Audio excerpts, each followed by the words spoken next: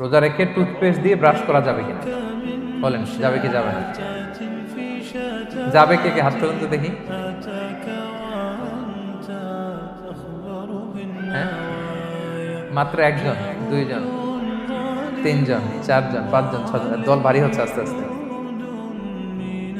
হ্যাঁ, টুথপেস্ট দিয়ে ব্রাশ করা যাবে কি যাবে না? যাবে মাত্র পাঁচজন, আর যাবে না কয়জন দেখি? যাবে না, অনেকে যাবে না, অনেকে হাত তুলে নাই, ভাবছে কোন জায়গায় হাত তুলে কোন বিপদে পড়ি। চুপচাপ দেখি যে কোনটা জিতে। যাবে না? যাবে না, দল ভারী না?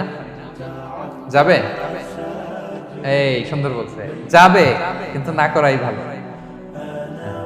যাবে। টুথপেস্ট দিয়ে ব্রাশ করলে রোজা ভাঙে না, তবে যদি খুব স্ট্রং টুথপেস্ট হয় এগুলো ব্যবহার না করা ভালো। দিনের বেলায় মেসওয়াক করা ভালো। হ্যাঁ, মেসওয়াক করলে ওইটা সবচেয়ে সেফ। তবে যদি আপনি টুথপেস্ট দিয়ে ব্রাশ করেন আপনার রোজা ভাঙবে না ইনশাআল্লাহ। কেউ কেউ মাকরু বলেছেন, কিন্তু আপনার রোজা ভাঙবে না।